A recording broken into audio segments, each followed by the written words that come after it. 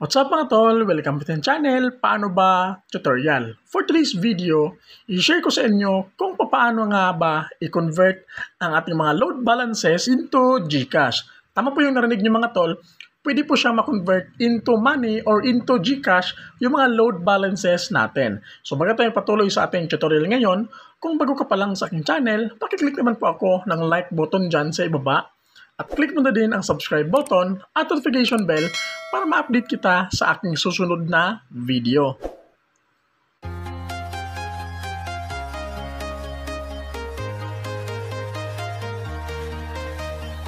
So mga tol, para sa mga bago pa lang sa ating channel, help nyo po akong ma-reach natin ang 100,000 subscribers dito sa ating Paano Ba Tutorial YouTube channel. At mga tol, huwag niyong kalimutang mag-share din sa mga videos natin para alam din ng iba na meron pong ganitong tutorial dito nga sa ating YouTube channel na Paano Ba Tutorial. So ngayon, paano nga ba ma-convert yung mga load balances natin into GCash? So dito mga tol, yung load balances natin na ating i-convert is sa ating smart number. So pakita ko lang sa inyo kung magkano. So dito mga tol, makikita ninyo, meron tayong load balance na 301 pesos. Yan po yung i-convert natin into GCash. So close lang natin. So ang una yung gagawin mga tol is magpunta po kayo sa Play Store. Tapos dito sa Play Store mga tol, i-download at i-install nyo po itong ShareTreats na application. So ilalagay ko na lang po sa description box at sa comment section yung link para ma-redirect na po kayo sa pag-install dito sa ShareTreats para po masundan ninyo yung ating tutorial. So after nyo ma-install, click nyo lang itong open. So kapag naka-login na kayo mga tol sa ShareTreats application, ito yung magiging dashboard natin. Merong how it works, categories, brands, and my profile. So make sure lang na mag-sign up kayo dito mga tol. Click nyo lang yung my profile.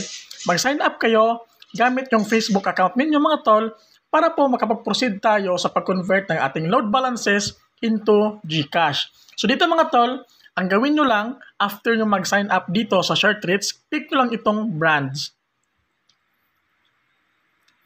So dito sa brands mga tol, makikita nyo po yung lahat ng brands dito. So dito mga tol, since convert load into GCash, dito nakalagay yung e-wallet and shopping, grocery and essentials, fast food, casual resto, bread and dessert, drugstore and wellness, beauty and lifestyle, transpo and travel, digital and appliance, home and kids. So dito tayo sa e-wallet and shopping mga tol.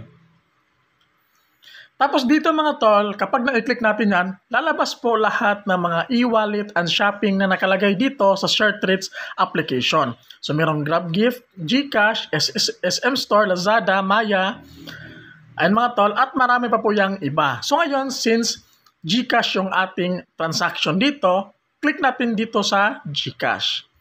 So again mga tol, applicable po ito sa lahat ng networks. So kung sakali mang hindi po lumabas yung ibang networks, ibig sabihin po noon mga tol, maaring meron siyang update or maintenance.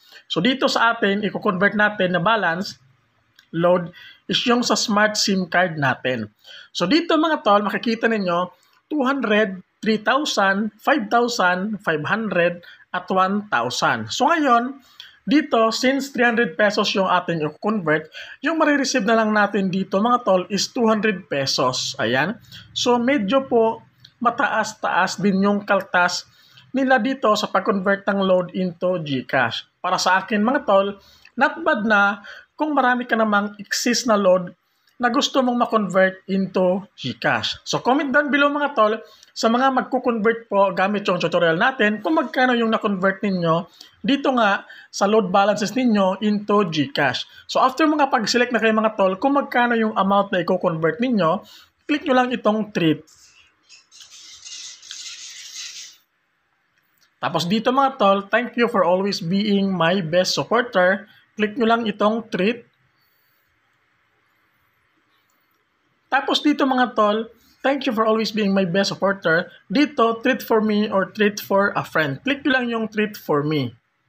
Tapos dito sa info mga tol, name niyo tapos yung number na merong load balances na gusto niyo ma-convert into GCash. So sa atin, smart SIM card, Tapos ilagay nyo po dito mga tol is yung smart SIM card number ninyo or yung merong mga load balances na gusto nyo ma-convert into GCash. Scroll down nyo lang mga tol.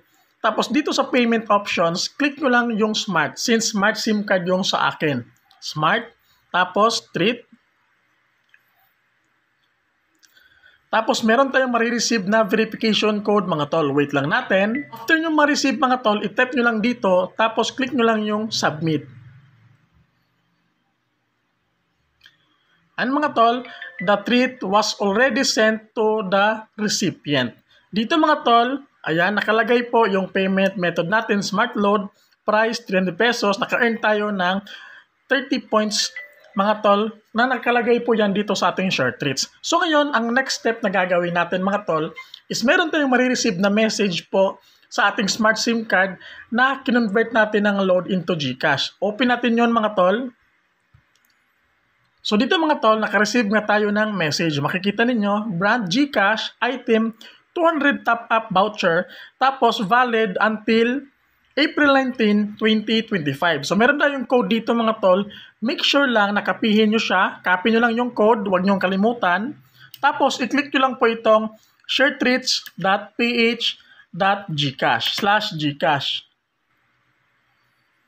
Tapos dito mga tol, ito yung nakalagay sa link. So ngayon, ang gagawin nyo lang, ilagay nyo po yung mobile number ninyo sa inyong GCash mismo. Mobile number ninyo sa inyong GCash account. Tapos after nyo ma-input yung mobile number ninyo sa inyong mismong GCash account, click nyo lang itong start. Tapos dito mga tol, verify lang natin.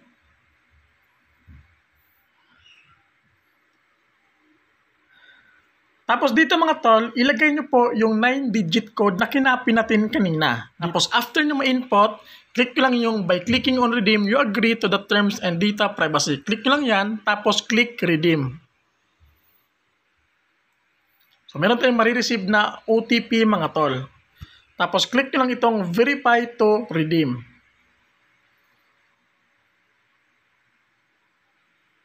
And mga tol, GCash is already credited to your mobile number. Ayun mga tol, makikita ninyo, successful po yung ating pag-convert sa load balances natin sa ating smart SIM card papunta sa ating GCash account. So ngayon, open natin yung ating GCash account para may pakita ko sa inyo mga tol na na-credit na po siya doon sa ating mismong GCash account.